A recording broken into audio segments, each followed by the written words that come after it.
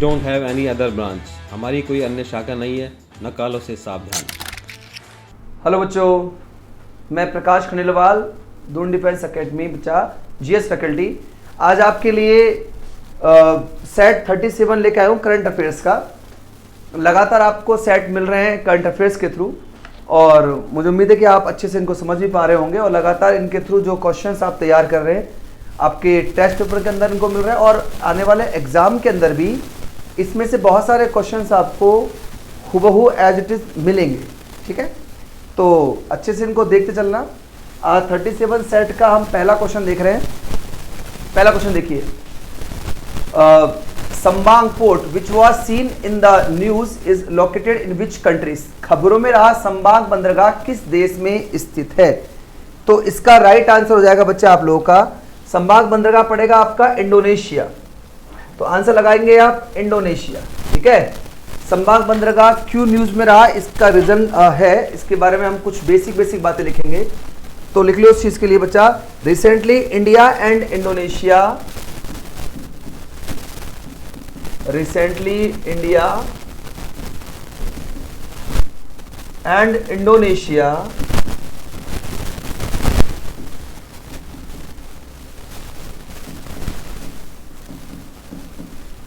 completed a joint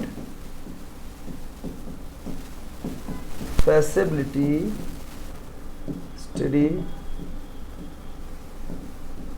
on the development of this port। ठीक है, तो अभी हाल ही में इंडोनेशिया और भारत के बीच में एक एग्रीमेंट हुआ है, इसके लिए संबांग बंदरगाह अपने न्यूज में रहा और इंडोनेशिया भारत को आर्थिक, ये ध्यान रखना, इंडोनेशिया जो है भारत को आर्थिक और सैन्य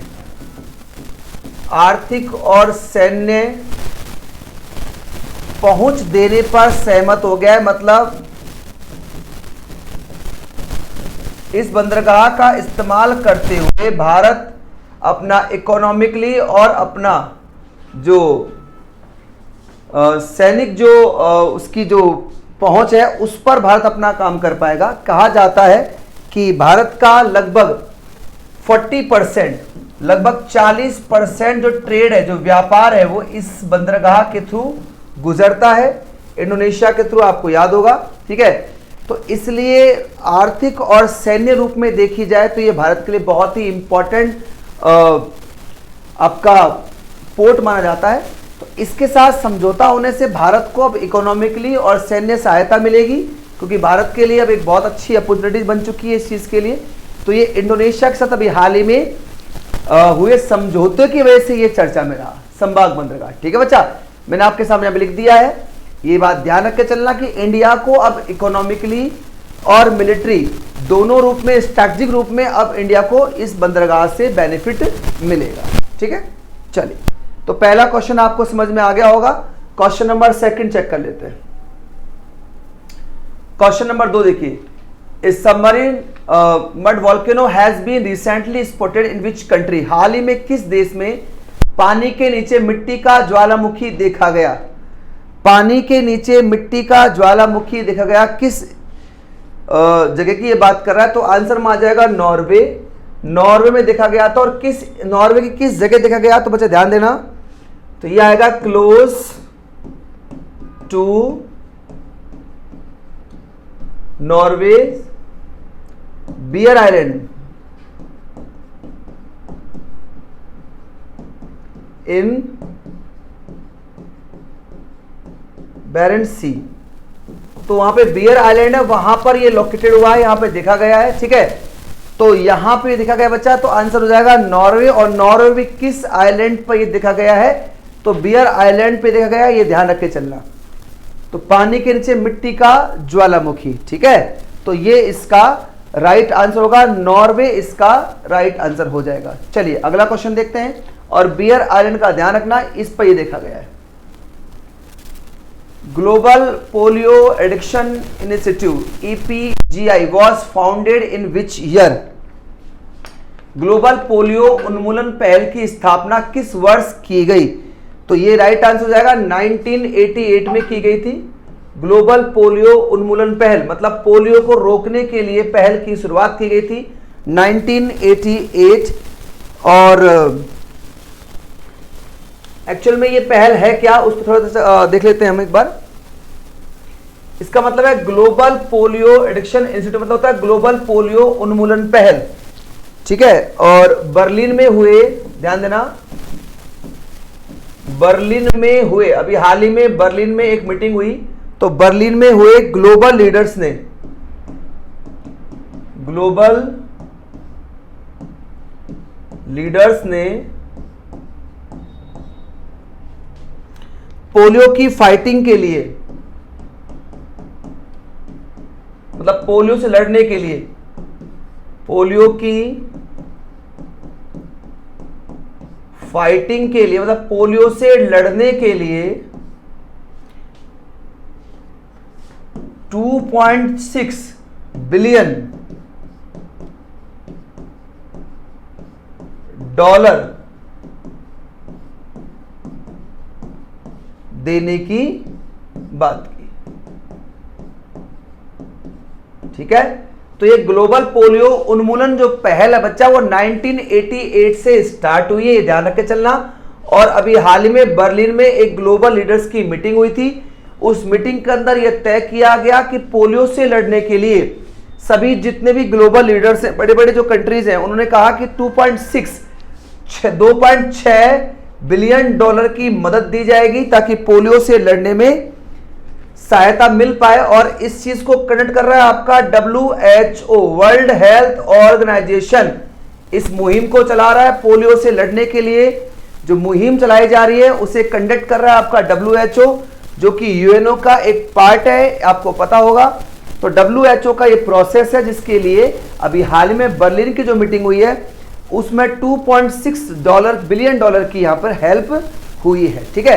तो बस हाल ही आपसे तो ये पूछा गया है कि ये पहल कब शुरू हुई थी। शुरुआत लगातार इस पे काम चल ही रहा है, तो पहल शुरू हुई 1988 के अंदर, ठीक है। इसको आप नोट डाउन कर सकते हो। जो मैं आपको डिटेल लिख रहा हूं उस क्वेश्चन से संबंधित कुछ महत्वपूर्ण बातें मैं आपको साइड में लिख के चल रहा हूं, इन्हें भी आप नोट डाउन जरूर करें, ठीक है। क्योंकि देखो बच्चा, जब कभी स्टेटमेंट वाला सवाल आएगा तो उस तरह के स्टेटमेंट वाले सवालों में हम जो डाइट आपको यहाँ पे एडिशनल जो मैटर दे रहे हैं वो मैटर आपको बहुत ही काम आने वाला है, जो एडिशनल मैटर आपके पास यहाँ पहुंचा हुआ है, ठीक है। तो थोड़ा ध्यान रख के चलिए।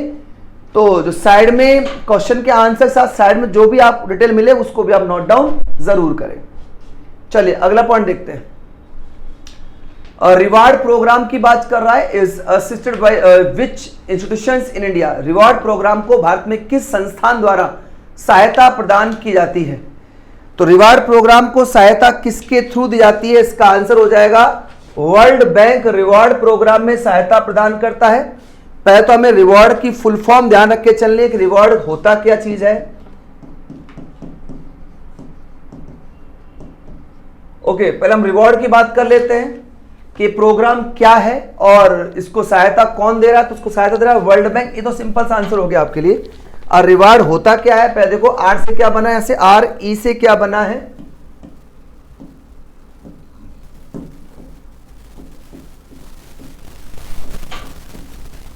रेजिमेंटिंग, ठीक है। वाटरशेड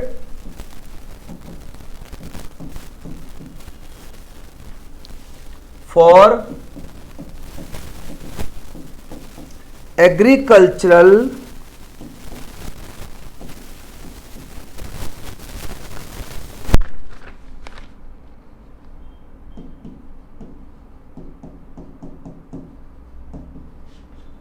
विजिलेंस थ्रू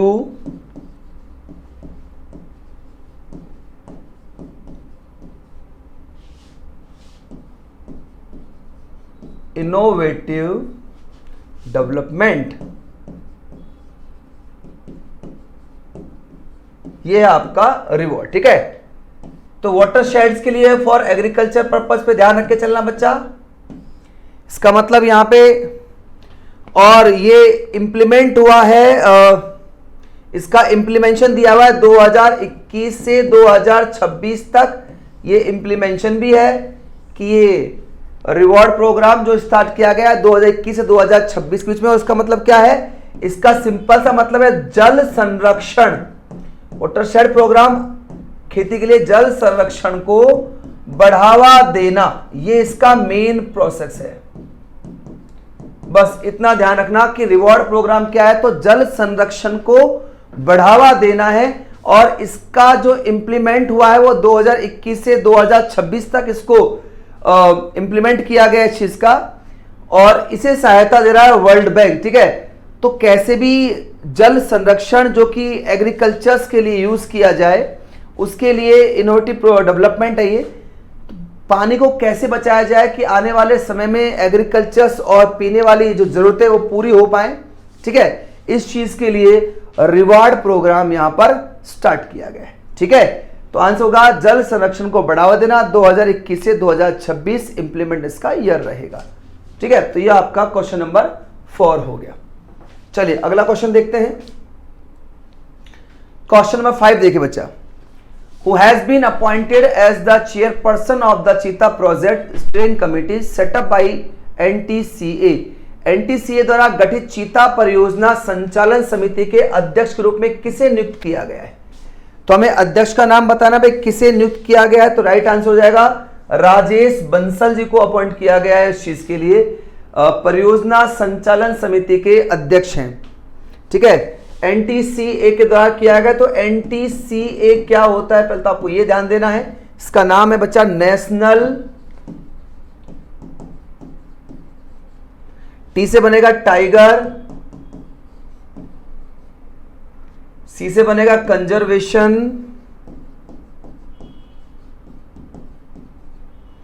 ए से बनेगा अथॉरिटी।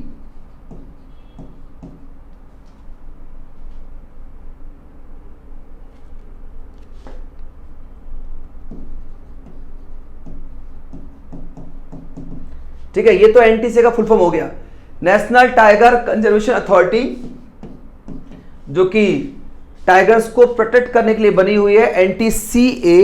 ठीक है, तो इसमें 11 सदस्य, ये ध्यान रखना 11 मेंबर की 11 सदस्यीय चीता समिति का गठन किया गया है। 11 मेंबर जो हैं वो चीता कंजर्वेशन प्रोजेक्ट के लिए डेवलप किए गए। 11 मेंबरों की कमेटी बनाई गई है, और उस कमेटी के जो हेड बनाए गए हैं वो राजेश बंसल साहब बनाए गए। चीता परियोजना संचालन के लिए कितने मेंबरों की कमेटी बनाई गई, ये क्वेश्चन आ सकता है 11 मेंबरों की तरह। और एनटीसीए क्या है, तो एनटीसीए का फुल फॉर्म मैंने आपको लिख दिया, नेशनल टाइगर कंजर्वेशन अथॉरिटी इसका फुल फॉर्म होता है, जो कि चीता संरक्षण के लिए काम कर रहा है। ठीक है भाई, तो ये इसका आंसर हो गया ए। चलिए आगे देखिए, क्वेश्चन नंबर 6 को चेक कर लेते हैं। एक्सपोसेट भारत का पहला पॉलीमेंट्री मिशन किस संस्था द्वारा बनाया जा रहा है? India first polarimetry mission is being build by which institutions? तो इसका राइट आंसर हो जाएगा बच्चा इसरो के द्वारा बनाया गया है। अब ये है क्या चीज, पहले आपको ये ध्यान देना है। तो ये एक्सपोसेट क्या चीज है, तो एक्सपोसेट जो है, लिखो बच्चा, एक्सपोसेट विल स्टडी, ये किस चीज का अध्ययन करेगा? Various dynamics of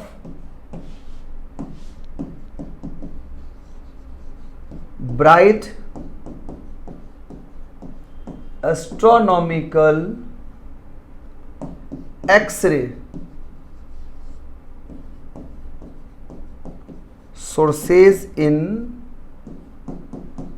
extreme condition. ठीक है, एक्सट्रीम कंडीशंस। चलो इसका मतलब क्या होता है, एक्सपोसेट की हम बात कर रहे हैं, इसका मतलब चरम स्थितियों में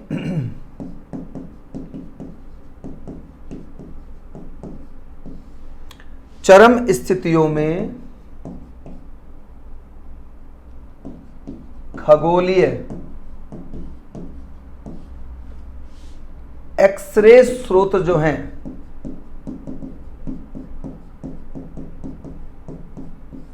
चरम स्थितियों में जो एक्सट्रीम कंडीशंस होंगी उसमें खगोलीय एक्सरे स्रोतों की गतिविधियों का अध्ययन करना, गतिविधियों का अध्ययन करना। ठीक है, अब एक्चुअल में जो स्पेस में एक्सरे जो पॉइंट है उनमें बड़ी दिक्कत रहती है, क्योंकि बहुत ही चरम स्थितियों पे एक्सरे वहां विजिबिलिटी आ पाती है।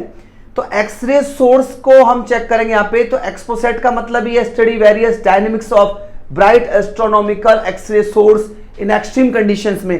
तो चरम स्थितियों में खगोलीय एक्सरे स्रोतों की गतिविधियों का अध्ययन करता है। ठीक भाई, इसके लिए एक्सपोसेट निकाला गया है, इसरो का ये, और ये ध्यान रखना भारत का पहला है और वर्ल्ड का ये दूसरा ऐसा पोलोमेट्री मिशन है। पहला नासा के थ्रू था और दूसरा अब ये इसरो के थ्रू लॉन्च हुआ। ये आपको ध्यान रख के चलना है कि भारत का पहला है और वर्ल्ड का दूसरा है। ठीक है, चलिए, तो ये भी आपने समझ में आ गया आपको, एक्सपोसेट भी। ठीक है, आराम से कर लेना, यहां से नोट डाउन कर लिया होगा आप लोगों ने, मुझे उम्मीद अच्छे से। जो मैं यहां पे आपको साइड में दिखा रहा हूं वो हल्का फुल्का डिटेल है, उसके बारे में आपको पता हो जाएगा। चलो क्वेश्चन नंबर 7 चेक कर लेते हैं। किस राज्य ने हाल ही में अरकू घाटी कॉफी और काली मिर्च के लिए जैविक प्रमाणन प्राप्त किया है? Which state recently receive organic certification for its Araku valley coffee and black pepper. ठीक है, तो किसने प्राप्त किया हाल ही में? तो आंसर हो जाएगा हमारा आंध्र प्रदेश। सी इसका राइट आंसर होगा, आंध्रा। ठीक है, तो अराकू घाटी कॉफी ने जैविक प्रमाण पत्र प्राप्त किया। बच्चा ये सिंपल सा क्वेश्चन है।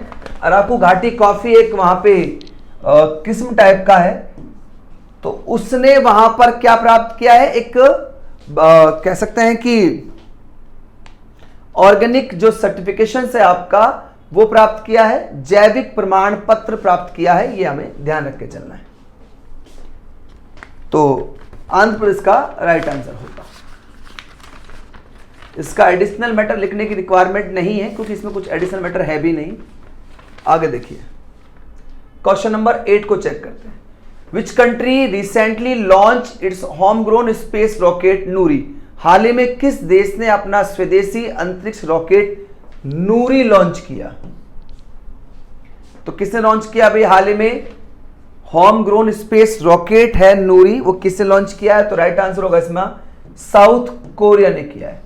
क्या आंसर करके आओगे इसका? नूरी लॉन्च किया है साउथ कोरिया।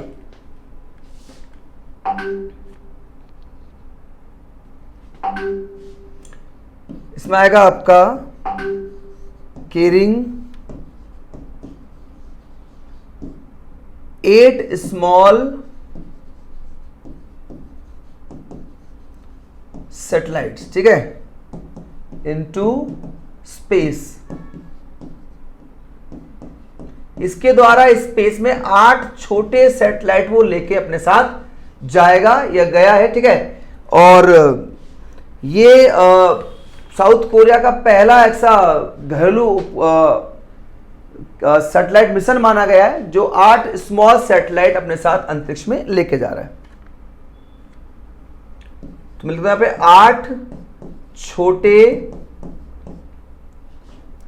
उपग्रहों को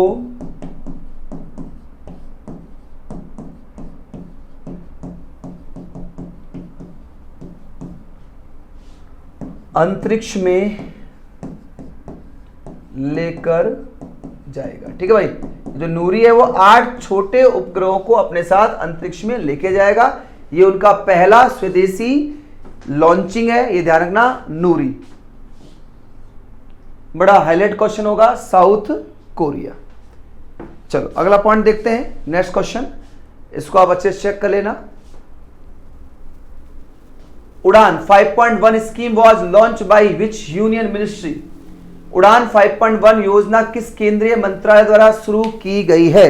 इसका राइट आंसर होगा मिनिस्ट्री ऑफ सिविल एविएशन, क्योंकि नागरिक उड्डयन मंत्रालय इसका नाम ही उड़ान है। और उड़ान के बारे में तो आप सब जानते हो, उड़ान बड़ी पॉपुलर स्कीम है। इसका मतलब होता है उड़े देश का आम नागरिक, ये इसका फुल फॉर्म है, उड़ान का पता होगा आप लोगों को। उड़े देश का आम नागरिक उड़ान है, और उड़ान पहले 5.0 है, अब ये 5.1 है। तो पहला कौन 5.1 में क्या चीज पे फोकस किया जा रहा है? तो 5.1 बचा, ध्यान देना, 5.1 होगा enhance the connectivity, enhance the connectivity to remote areas of the country।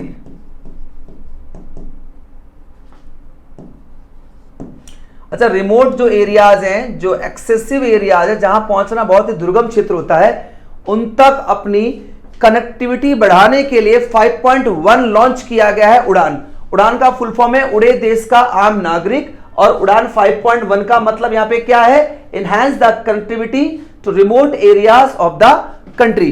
जो भारत के, जो देश के दुर्गम क्षेत्र हैं, इनहैंस एरियाज है, जहां पे कनेक्टिविटी आसान नहीं है, रिमोट एरियाज। तो दुर्गम क्षेत्रों में आवाजाही को सुगम बनाना, ठीक है भाई, ये 5.1 का प्रोग्राम है। तो ये ध्यान रखना, उड़ान 5.1 योजना किस मंत्रालय की है? तो मंत्रालय पूछे मिनिस्ट्री ऑफ सिविल एविएशन, और 5.1 है क्या? तो ये है 5.1, रिमोट एरियाज के साथ कनेक्टिविटी को डेवलप करना। ठीक है, ये ध्यान रखना। क्वेश्चन नंबर 10 देखिए। Super computer was rank at 75 position at top 500 global super computing list.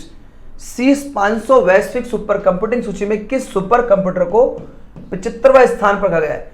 Actual में भारत के संबंध में क्वेश्चन पूछा गया है, ठीक है भाई। तो किसको रखा गया है? तो आंसर होगा एरावत को रखा गया आंसर में। तो ये भारत का सुपर कंप्यूटर्स को 75वां स्थान मिला है टॉप 500 ग्लोबल सुपर कंप्यूटर की लिस्ट में।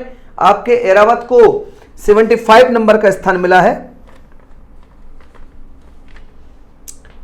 ठीक है। तो एरावत जो है, इसके अलावा आपको यह पता होगा कि नंबर 1 जो है वो फ्रंटियर को स्थान दिया गया है। फ्रंटियर ये यूएसए का है, जिसका नंबर 1 रैंक रही है इस 500 सुपर कंप्यूटरों की लिस्ट में। फ्रंटियर नंबर 1 पर है, और भारत का 75 नंबर आया पर आपका एरावत को मिला है, ठीक है। और ये इंस्टीट्यूट ऑफ पुणे के द्वारा डेवलप किया गया है एरावत। सीडैक प्रोसेस पे काम करता है बच्चा, ठीक है। एआई सुपर कंप्यूटर है ये आपका।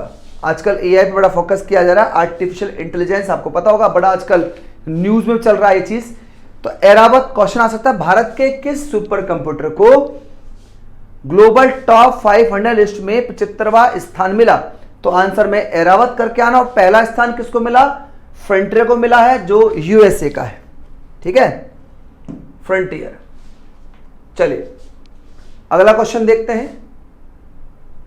Transport outlook 2023 was release by which institutions? Transport outlook 2023 किस संस्था द्वारा जारी किया गया था?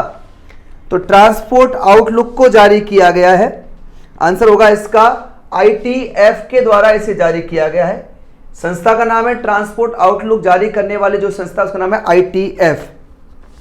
तो ITF क्या होता है ये ध्यान रख के चलना। पहले तो ITF क्या है, इसका मतलब है international transport forum.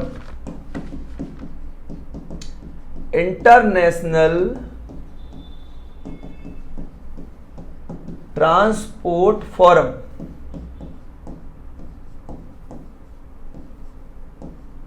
International transport forum है ITF, ये ध्यान रखना, ठीक है। और ये आउटलुक ने कहां जारी किया था? तो ये जारी किया है, it was release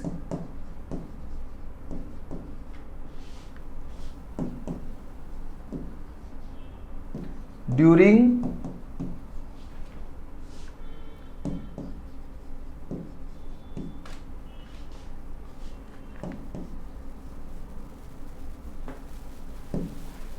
at the ITF summit ITF की समिट हुई थी, वहां ये जारी किया गया था और ये समिट हुई थी इन लिप्जिंग के अंदर। ठीक है, लिप्जिंग पड़ता है आपके जर्मनी में, ये ध्यान रख के चलना। ठीक है, तो बच्चा आईटीएफ के द्वारा ट्रांसपोर्ट आउटलुक 2023 जो एक रिपोर्ट है वो जारी की गई है, आईटीएफ के द्वारा जारी की गई है। और ये उसने कहा जारी की, इसका फुल फॉर्म आईटीएफ का है इंटरनेशनल ट्रांसपोर्ट फोरम, और रिलीज की गई है लिप्जिंग जर्मनी में। इनकी एक समिट थी आईटीएफ की, उसमें इस रिपोर्ट को जारी किया गया, ट्रांसपोर्ट आउटलुक 2023 रिपोर्ट को। ट्रांसपोर्ट के बारे में बताया गया है कि क्या चैलेंजेस होंगे ट्रांसपोर्टेशन के लिए, क्या रिसोर्सेज क्रिएट किए सकते हैं, क्या अचीवमेंट हो सकती है उसके लिए, ये सब पे चर्चा हुई है इस रिपोर्ट में। ठीक है, चलिए तो आप एक बार नोट डाउन करिए। अब क्वेश्चन क्या बनेगा कि अभी हाल ही में ट्रांसपोर्ट आउटलुक 2023 रिपोर्ट कहां जारी हुई, तब तो प्लेस याद करके चलना, लिप्जिंग करके चलना, और किस संस्थान जारी की, तब तो आप आईटीएफ कह ही दोगे। ठीक है, अगला क्वेश्चन देखते हैं। Georgi Gospodinov who has won the international Booker Prize is from which country? जिन्होंने अंतरराष्ट्रीय बुकर पुरस्कार जीता किस देश से बिलोंग करते हैं? इसका राइट आंसर होगा बुल्गारिया से बिलोंग करते हैं, और वहां के ये फर्स्ट बुकर पुरस्कार विजेता हैं बुल्गारियन, पहले बुल्गारियन माने गए, ये ध्यान रखना चलना, फर्स्ट है भाई ये पहले बुल्गारियन जिन्होंने अवार्ड जीता। और उनकी किस बुक को ये अवार्ड मिला है, तो बुक का नाम आपको ध्यान रख के चलना है। पहले तो ध्यान रखना, पहले बुल्गारियन है जिन्होंने एक अवार्ड जीता अंतरराष्ट्रीय बुकर पुरस्कार, और बुक का नाम है टाइम सेटर। ठीक है, सेल्टर आएगा, SHEL बचे। ठीक है, SHELTER, टाइम शेल्टर, इस बुक के लिए जीता है। ठीक है,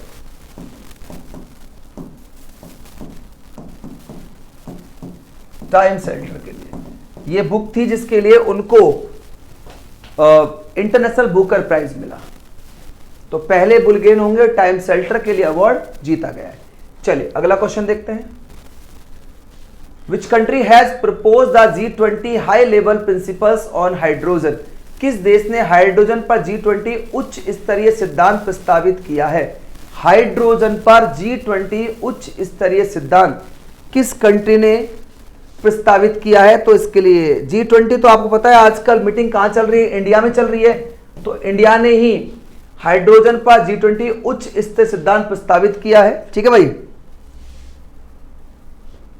इसके लिए इनिशिएटिव चलाया गया था भारत के द्वारा, green clean and low carbon. ठीक है, इसके लिए ये भारत का प्रोग्राम था, green clean and low carbon. इस इनिशिएटिव प्रोग्राम के थ्रू भारत ने हाइड्रोजन पर G20 सिद्धांत को प्रस्तावित किया है। इसके लिए हमें जानना, ग्रीन मतलब होता है हरित, स्वच्छ और निम्न कार्बन। ये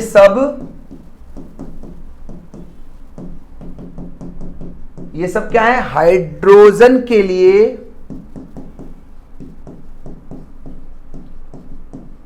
वैश्विक मानक हैं। ठीक है, ये माने हरित, स्वच्छ और निम्न कार्बन, ये सब हाइड्रोजन के लिए वैश्विक मानक माने गए। और प्रपोज किया है उसने, हाई लेवल प्रिंसिपल्स यूज किए गए, सिद्धांत यूज किए गए हाइड्रोजन को बढ़ावा देने के लिए। तो डेवलपमेंट की बात की जा रही है, ग्रीन क्लीन और लो कार्बन को डेवलप करने की यहां पे बात की गई। हरित, स्वच्छ और निम्न कार्बन, ये सब हाइड्रोजन के लिए वैश्विक मानक यहां पर माने जा रहे हैं। तो किसने किया है प्रस्ताव पारित? इंडिया ने किया है। चलो अगला क्वेश्चन देखते हैं, question 14। Which institution release the atlas of morality and economic losses from weather, climate और वाटर रिलीज हजार्ड्स? किस संस्था ने मौसम, जलवायु और जल संबंधी खतरों से मृत्यु दर और आर्थिक नुकसान का एक एटलस जारी किया है? मृत्यु दर और आर्थिक नुकसान का एटलस जारी किया है। तो ये जारी किया है बच्चा WMO के द्वारा जारी हुआ है ये एटलस, मौसम, जलवायु और जल संबंधी खतरों से मृत्यु दर और आर्थिक नुकसान का। ठीक है। WMO यूएनओ की संस्था है जिसका फुल फॉर्म होता है वर्ल्ड मेट्रोलॉजिकल ऑर्गेनाइजेशन, ठीक है। विश्व मौसम विज्ञान संगठन इसका नाम है। ये यूएनओ का एज ए पार्ट है, वर्ल्ड मेट्रोलॉजिकल ऑर्गेनाइजेशन, उसके द्वारा ये एटलस जारी किया गया है, ठीक है भाई। और ये एटलस हमें क्या बताता है कि 50 वर्षों के दौरान लगभग मौसम की वजह से 20 लाख लोगों की मृत्यु हुई है, ठीक है भाई। 20 लाख लोगों की मृत्यु भाई इस मौसम संबंधी बदलाव की वजह से, ठीक है। ये हमें बताता है और ये ध्यान रखना बच्चा, विश्व मौसम विज्ञान संगठन की रिपोर्ट है ये एटलस जो है, और ये 1970 से लेकर और 2019 तक की रिपोर्ट हमें दिखा रहा है, ठीक है, कि 50 वर्षों के दौरान मौसम में हुए बदलाव की वजह से या मौसम की वजह से 50 सालों के अंदर 20 लाख लोग मारे गए, ठीक है। चलिए, वर्ल्ड मेट्रोलॉजिकल ऑर्गेनाइजेशन इसे जारी करती है, ये ध्यान रखना। Which institution released the report titled Thriving Making Cities Green, Resilient and Inclusive in a Changing Climate? किस संस्था ने Thriving Making Cities Green, Resilient and Inclusive in a Changing Climate शीर्षक से रिपोर्ट जारी की? किस संस्था ने जारी की है भाई? तो इसका आंसर हो जाएगा वर्ल्ड बैंक के द्वारा ये रिपोर्ट जारी हुई है, वर्ल्ड बैंक।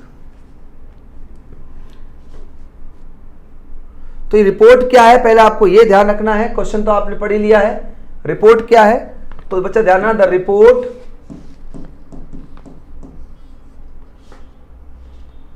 हाइलाइट्स देखें रिपोर्ट के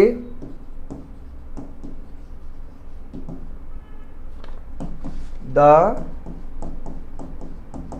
critical role of cities in tackling the global climate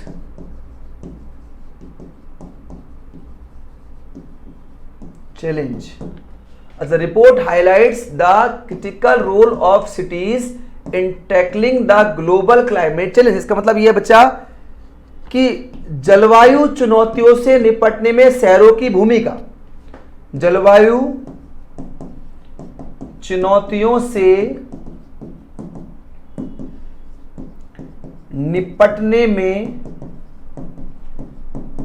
शहरों की भूमिका, सिटीज भूमिका कैसा है, क्योंकि आप जानते हो कि कार्बन का सबसे अधिक जो सोर्स है वो सिटी है, और ऐसा माना जाता है लगभग 70%, 60 से 70% जितना भी पॉल्यूशन है वो सिटीज में है।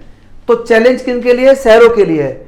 तो इसने रिपोर्ट जारी की है, वर्ल्ड बैंक ने इस चैलेंज को प्रदर्शित करने के लिए, क्लाइमेट चेंजेस के लिए ये रिपोर्ट वर्ल्ड बैंक के द्वारा जारी हुई है कि एक्चुअल में असली चुनौती किन के सामने है, ठीक है। Next, which country announce the 12-point development plan for the Pacific island nation? किस देश ने प्रशांत द्वीप राष्ट्रों के लिए 12 सूत्रीय विकास योजना की घोषणा की? किस देश के द्वारा घोषणा हुई है भाई ये 12 पॉइंट के लिए? तो आंसर होगा इंडिया के द्वारा, प्रशांत द्वीप राष्ट्रों के लिए 12 सूत्रीय विकास योजना की घोषणा। ये अभी हाल ही में इंडिया पैसिफिक कंट्रियों की एक मीटिंग हुई है, आपको याद होगा। तो ये रिपोर्ट कहां जारी हुई है? India Pacific island corporation summit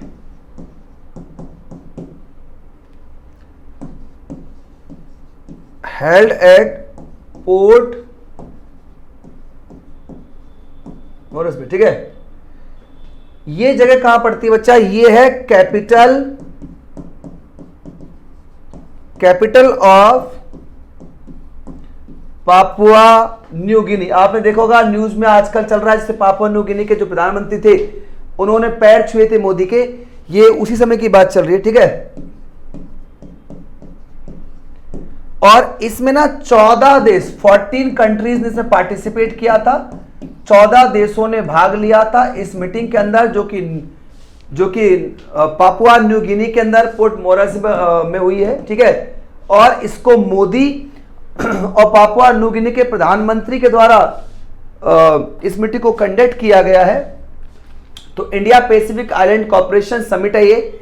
इसके लिए 12 सूत्री विकास की घोषणा की गई। इनमें कुछ स्पेसिफिक पॉइंट्स है आपके हेल्थ के बारे में, स्वास्थ्य के बारे में, ठीक है, और आपके विकास योजना के बारे में, डेवलपमेंट स्कीम्स क्या होंगी इसके बारे में इसमें चर्चा हुई है। साइबर क्राइम, साइबर सुरक्षा के बारे में, साइबर सुरक्षा, साइबर क्राइम के बारे में इस पे चर्चा हुई है इस समिट में। तो बहुत कुछ इस समिट में देखा गया है। ठीक है, अलग अलग पॉइंटों पर इस पे विचार किया गया। तो 12 सूत्री प्रोग्राम जारी किया गया इंडिया पैसिफिक आइलैंड्स के रिगार्डिंग, और इसे कंडक्ट करने वाला भारत और पापुआ न्यू गिनी है। और ये मीटिंग कहां हुई ये पता चल गया आपको, और 14 देशों ने पार्टिसिपेट किया था इस मीटिंग के अंदर। चलो अगला क्वेश्चन देखते हैं। City of dead is a UNESCO world heritage site situated in which country? UNESCO का विश्व धरोहर स्थल सिटी ऑफ डेड किस देश में स्थित? तो आंसर हो जाएगा इजिप्ट में है। ये कहां पर है? ये होगा इजिप्ट में। एक्चुअल में चर्चा में क्यों है ये? 7 किलोमीटर लॉन्ग है ये, ठीक है, 7 लंबा है। और हाल ही में मिस्र की जो सरकार है यहां, ठीक है, राजमार्ग प्रस्तावित कर रही है, मतलब हाईवेज को डेवलप कर रही है यहां पर। और उसकी वजह से ये 7 किलोमीटर का जो सिटी ऑफ डेड है, ये यूनेस्को की वर्ल्ड हेरिटेज साइट है, वो खराब हो जाएगा अगर वो रूट यहां से गया तो इसलिए जो बहुत अच्छे जो कह सकते हैं जो प्राकृतिक धरोहर को बचाने की जो मुहिम की चलाते हैं उनके द्वारा इसका विरोध किया जा रहा है, इसलिए न्यूज में चल रहा है। ठीक है, तो इसका आंसर होगा इजिप्ट, क्योंकि वहां पे राजमार्ग प्रस्तावित किया है मिस्र के द्वारा।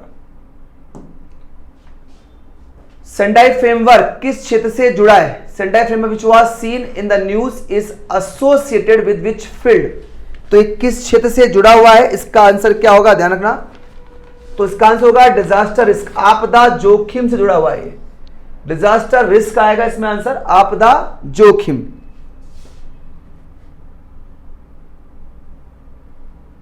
ठीक है, और ये जोखिम हमें कब से कब के 2015 से लेकर 2030 तक की रिपोर्ट है ये सेंडाई फ्रेमवर्क की, 2015-2030 ध्यान रखना। और इसमें यह रखा गया कि हम आपदा को कैसे भी करके कम करें, तो आपदा जोखिम में कमी के लिए ये यूज किया गया। आपदा जो डिजास्टर जो रिस्क है, आपदा जोखिम में कमी लाई जाए, इसके लिए सेंडाई फ्रेमवर्क चलाया जाता है। 2015 से 2030 तक का ये प्रोग्राम है सेंडाई फ्रेमवर्क जो है, ये ध्यान रखना। और आपदा जोखिम में कमी के लिए ये रखा गया है, डिजास्टर रिस्क के लिए है ये।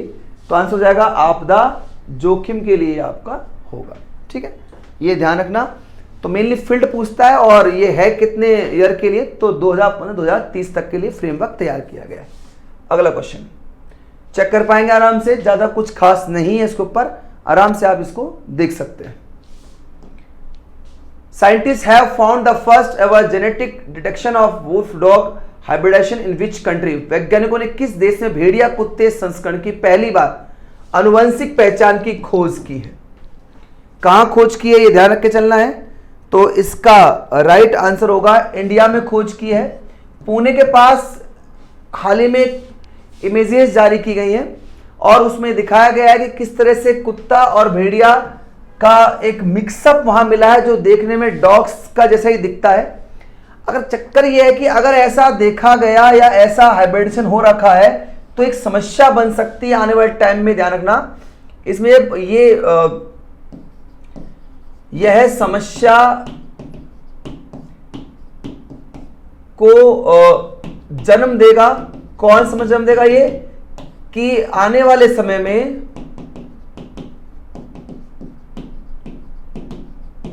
जंगली जानवर की यह प्रजाति लुप्त हो सकती है।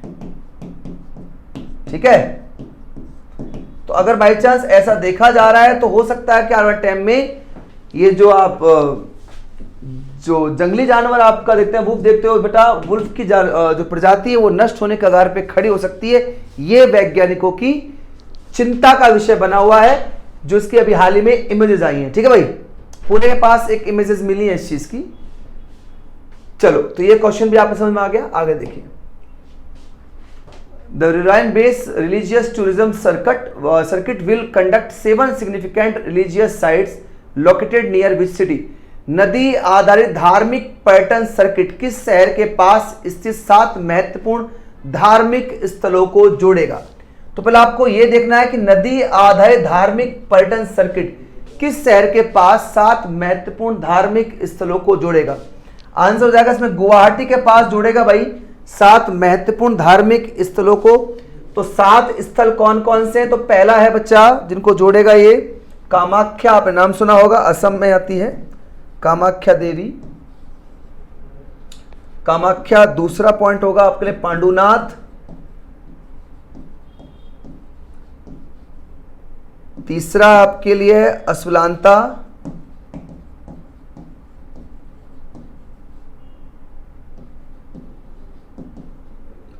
चौथा आपका प्लेस रहेगा डोल गोविंदा। ये धार्मिक सर्किट जुड़ रहे हैं बच्चा, ठीक है, 7 को जोड़ने की तैयारी है। 5 है आपका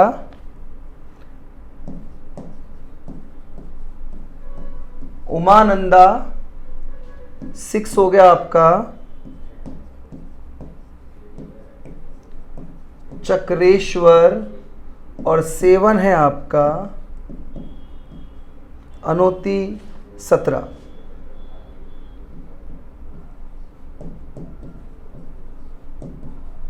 ठीक है, तो ये 7 जो धार्मिक पर्यटन सर्किट के साथ जुड़ेंगे, ये ध्यान रखना है, गुवाहाटी शहर के साथ ये जोड़े जाएंगे।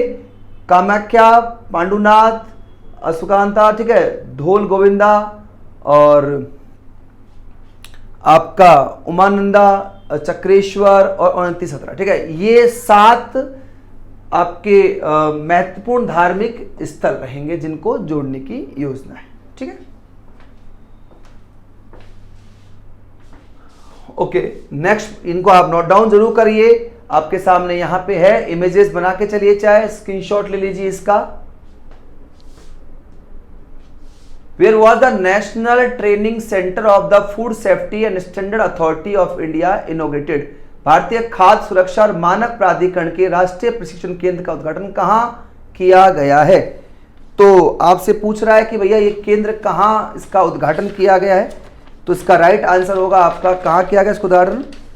इसका उद्घाटन किया गया है गाजियाबाद। कहां किया गया है? गाजियाबाद में इसका उद्घाटन हुआ है। भारतीय खाद्य सुरक्षा और मानक प्राधिकरण।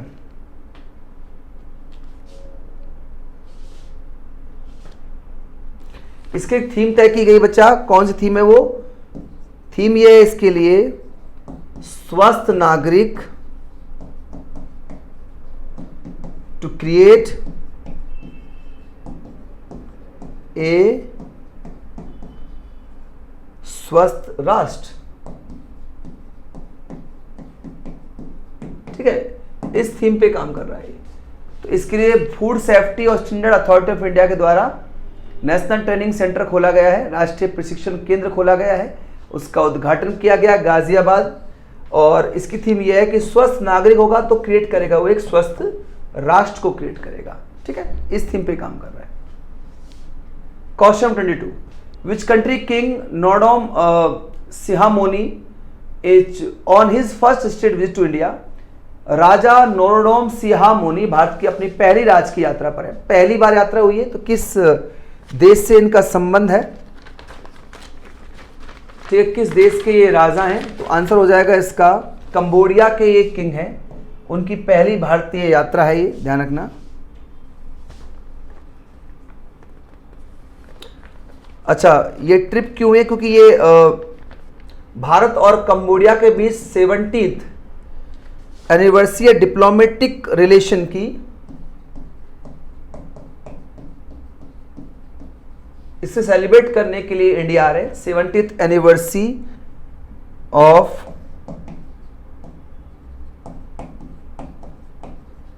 डिप्लोमेटिक रिलेशन, ठीक है, विद इंडिया। भारत के साथ 70 साल के साथ उनके इतने लंबे संबंध हैं, उसे प्रदर्शित करने के लिए वो भारत की यात्रा कर रहे हैं और ये उनकी फर्स्ट स्टेट विजिट है। ये ध्यान रखना, पहली राज की यात्रा है। कंबोडिया किंग है ये राजा नोरोनोम, ठीक है। Okay, question number 23, which railway zone has name train engine after martyrs, ठीक है। किस रेलवे जोन ने ट्रेन के इंजन का नाम शहीदों के नाम पर रखा है? तो किस रेलवे जोन का नाम आंसर हो जाएगा बच्चा, नॉर्दर्न रेलवे ने रखा है भाई अपने डीजल लोकोमोटिव इंजनों के नाम, ठीक है। डीजल लोकोमोटिव इंजनों के नाम वो शहीदों के नाम पे रखने की घोषणा की है आपके नॉर्दर्न रेलवे ने। पर वो जो होंगे वो डीजल लोकोमोटिव इंजन होंगे जिनके नाम वो शहीदों के नाम पे रखने की बात कह रहा है, ठीक है, नॉर्दर्न रेलवे। अगला देखिए, in which state will India for the 40th clean energy ministerial and 8th mission innovation meeting alongside the G20 energy transmission ministerial. Okay, G20 तो भारत में चल ही रहा है आपको, तो ज्यादातर इस जो क्षेत्र है वो भारत में ही होंगे। भारत के किस राज्य में G20 एनर्जी ट्रांजिशन मिनिस्ट्रियल के साथ 14वीं स्वच्छ ऊर्जा मंत्री स्तरीय और 8वीं मिशन इनोवेशन मीटिंग की मेजबानी करेगा? किस राज्य में करेगा ये ध्यान रख के चलना है। तो आंसर हो जाएगा आपका गोवा। गोवा इसका राइट आंसर होगा, गोवा में इसकी मेजबानी होगी, ठीक है। G20 एनर्जी ट्रांजिशन मिनिस्ट्रियल के साथ 14वीं स्वच्छ ऊर्जा मंत्री स्तरीय और 8वीं मिशन इनोवेशन मीटिंग की मेजबानी गोवा करेगा, ठीक है। और ये मीटिंग हुई है जुलाई 19 से और 22 2023 में ये चलेगी, ये ध्यान रखना। इसकी अध्यक्षता गोवा करेगा। इसकी थीम क्या है इस मीटिंग की? तो थीम लिख लीजिए बच्चा, इसकी थीम है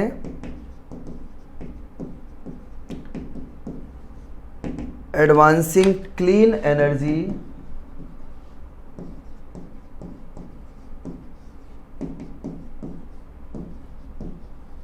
टुगेदर, ये इसकी थीम है, ठीक है।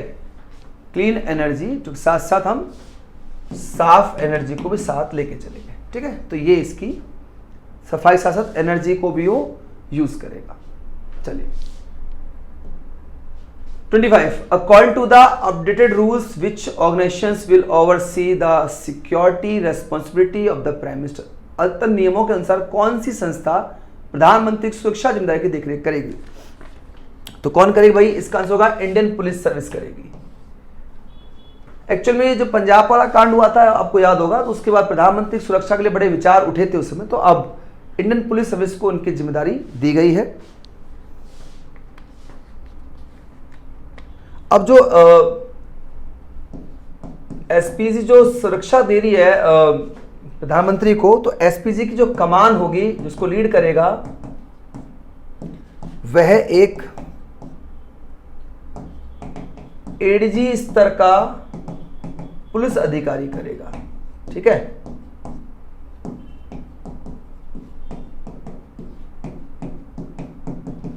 तो इसको लीड अप एडीजी स्तर का पुलिस अधिकारी करेगा, अतिरिक्त महानिदेशक बोलते हैं ना, तो ये करेगा, ठीक है। जो अब सुरक्षा दी जाएगी प्रधानमंत्री को वो इस संस्था द्वारा दी जाएगी, इंडियन पुलिस सर्विस, ठीक है। ओके, नेक्स्ट क्वेश्चन नंबर 60 देखिए बच्चा, who secure the first position in the category of large state in NITI Aayog annual health index 2020-21।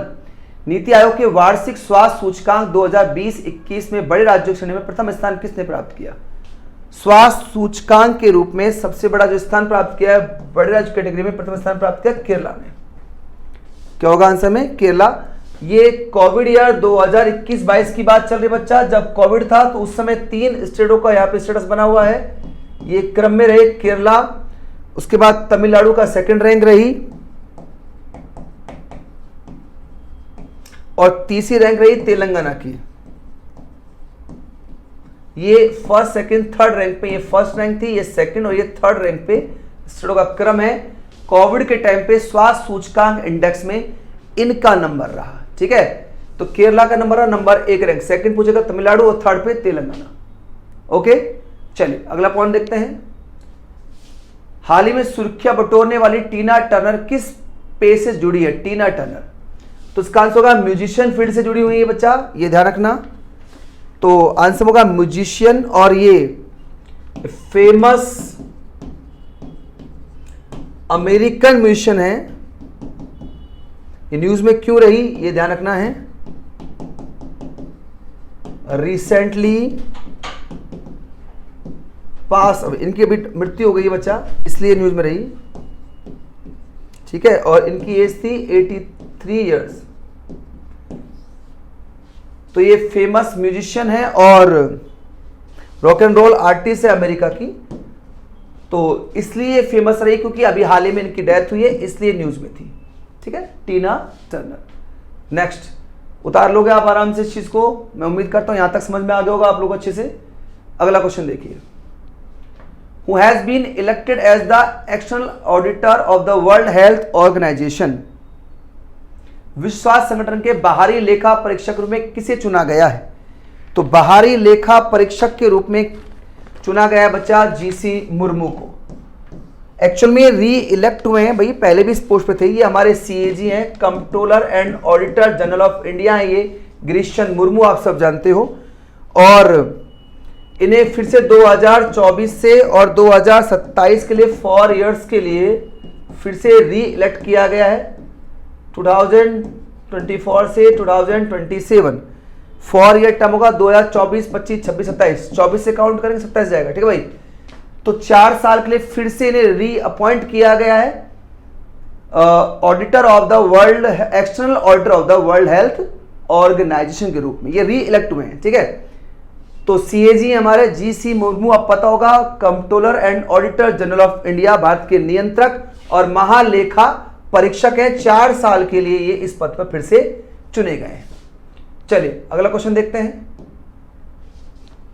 Sudarshan शक्ति अभ्यास 2023 किन 2 भारतीय राज्यों की पश्चिमी सीमाओं पर आयोजित किया गया था? द सुदर्शन शक्ति exercise 2023 was conducted along the western border of which 2 Indian state? तो राइट आंसर होगा पंजाब और राजस्थान, इसका राइट आंसर होगा। इन 2 स्टेटों की सीमाओं पर ये आयोजित किया गया है और ये इंडियन आर्मी की एक यूनिट है जिसके द्वारा किया गया, उसका नाम है इंडियन आर्मी सप्त शक्ति कमांड के द्वारा, ठीक है, उसने से कंडक्ट किया है।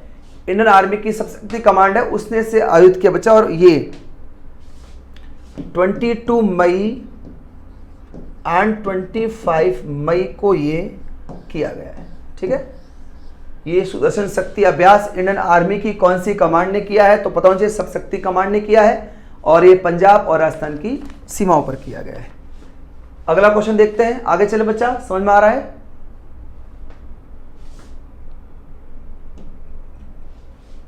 In which Indian city did the G20 anti corruption meeting take place? Bharat के किस शहर में G20 भ्रष्टाचार विरोधी बैठक हुई? अब G20 की तो अध्यक्षता आजकल भारत के पास है, तो आंसर होगा ऋषिकेश में हुई, ठीक है। कहां हुई? ऋषिकेश में हुई, और इसे लीड किया था हमारे union minister of state for defence and tourism, इसका नाम है अजय भट्ट। अजय भट्ट की तरफ से इसको लीड किया गया था। करप्शंस के लिए मीटिंग हुई, भ्रष्टाचार विरोधी बैठक, ठीक है, ऋषिकेश में। अभी हाल ही में ये बैठक हुई थी, आपको याद होगा। नेक्स्ट क्वेश्चन देखिए बच्चा, अगला क्वेश्चन देखते हैं हम 31। What is the correct full form of imprint India scheme? सही पूर्ण रूप क्या है इसका? तो इसका फुल रूप है बच्चा impacting research innovations and technology, ठीक है, इसका नाम है इम्प्रिंट का।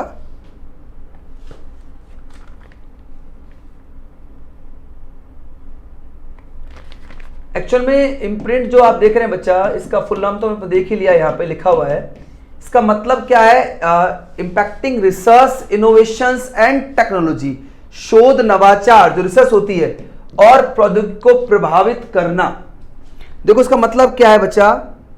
तो इसका मतलब बच्चा ये है कि create fundamental and applied research. Actual जो विश्वविद्यालय है देश के, जो उच्च शिक्षण संस्थान है, उनमें शोध को बढ़ावा देने के लिए, ठीक है, शोध को बढ़ावा देने के लिए यह योजना प्रस्तुत की गई है। इम्प्रिंट मतलब रिसर्च को बढ़ावा देने के लिए। आजकल आप जानते हो भारत की रिसर्च के बारे में कहा जाता है कि भारत की रिसर्च जो होती है वो पन्नों पे होती है, ठीक है। अब वो डेवलप करने के लिए सरकार को कि रिसर्च पे फोकस किया जाए, इसके लिए स्कीम लॉन्च हुई है, impacting research, innovation and technology, ठीक है। इसका फुल फॉर्म है इम्प्रिंट स्कीम का। बस ये है कि विश्वविद्यालयों के अंदर रिसर्च को बढ़ावा मिले इस स्कीम के द्वारा। Which one is the World Bank assisted watershed development program being implemented in India from 2021? ये तो बता दिया आपको मैंने। इसका आंसर हो जाएगा रिवॉर्ड। अभी बताया था आपको कि रिवॉर्ड प्रोग्राम है ये, ठीक है। चलो डिस्कस हमारा अभी हो चुका है इस प्रोग्राम पे। तो अभी हाल ही में जो लोकसभा भवन बना उसका वास्तुकार कौन है? तो वास्तुकार कौन है उसका? बिमल हसमुख पटेल उसके वास्तुकार होंगे, ये ध्यान रखना। और ये जो आपका लोकसभा भवन बना है बच्चा, ये सेंट्रल विस्टा पुनर्विकास परियोजना का हिस्सा है, ठीक है। सेंट्रल विस्टा प्रोग्राम के थ्रू बनाया गया है और इसके जो मेन आर्किटेक्ट हैं वो बिमल हसमुख पटेल हैं, जिनके द्वारा ये डेवलप हुआ है। अभी हाल ही में प्रधानमंत्री नरेंद्र मोदी ने इसे देश को समर्पित किया है। आपको पता होगा भारत की नई लोकसभा भवन बन चुका है, ठीक है।